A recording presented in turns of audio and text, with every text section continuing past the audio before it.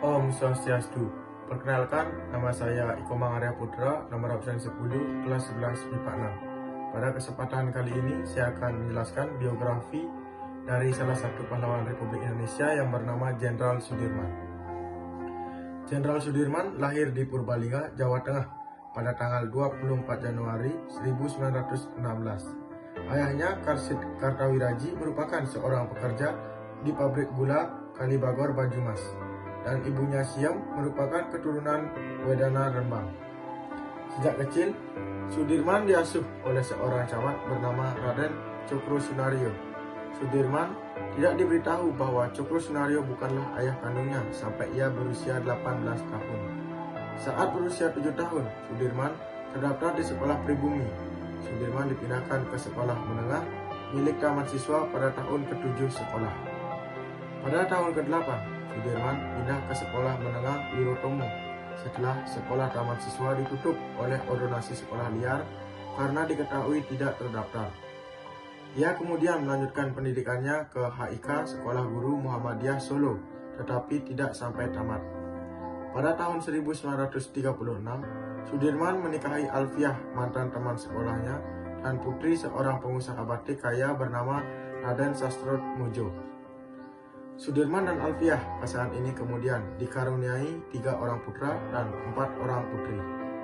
Pada tahun 1936, Sudirman kembali ke Cilacap untuk mengajar di sebuah sekolah dasar Muhammadiyah.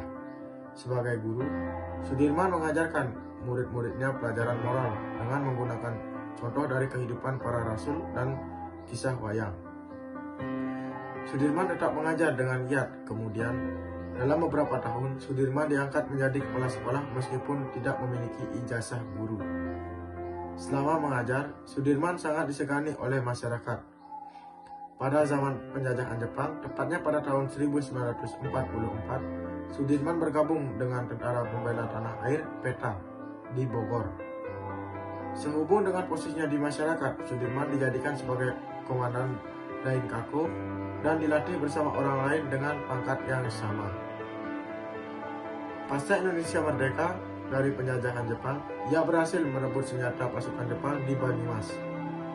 Kemudian, beliau diangkat menjadi komando batalion di Kroyan setelah menyelesaikan pendidikannya.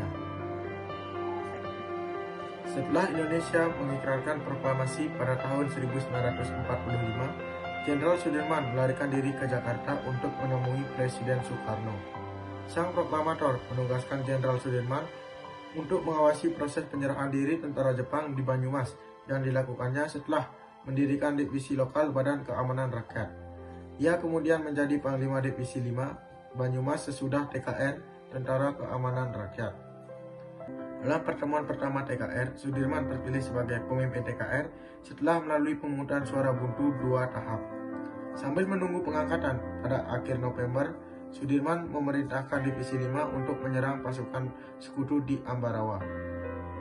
Perang Pelagan Ambarawa melawan pasukan Inggris dan Hindia Belanda dari bulan November sampai Desember 1945 adalah perang besar pertama yang ia pimpin.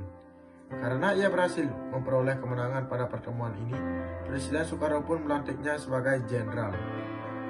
Pada 18 Desember 1945, Sudirman resmi diangkat menjadi Panglima Besar TKR setelah penarikan tentara Inggris lantaran diserang sejumlah pasukan yang diperintahkan.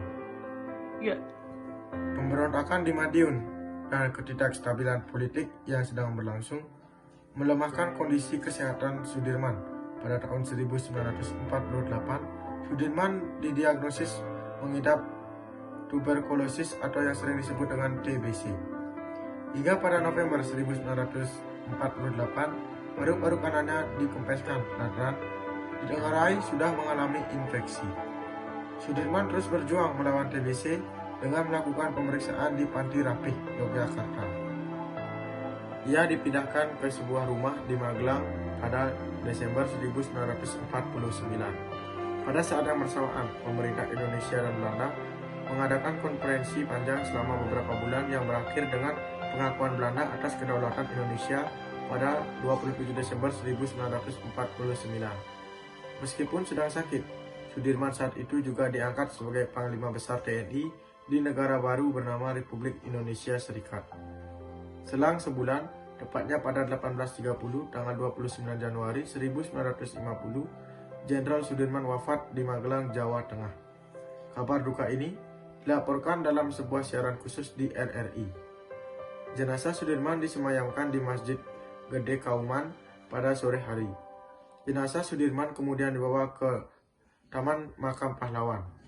Semakin dengan berjalan kaki, sementara kerumunan pelayat sepanjang 2 km mengiringi di belakang. Baik, sekian biografi dari salah satu pahlawan Republik Indonesia yang bernama Jenderal Sudirman. Saya ucapkan terima kasih dan saya tutup dengan Parama Santi. Om Santi Santi Santi Om.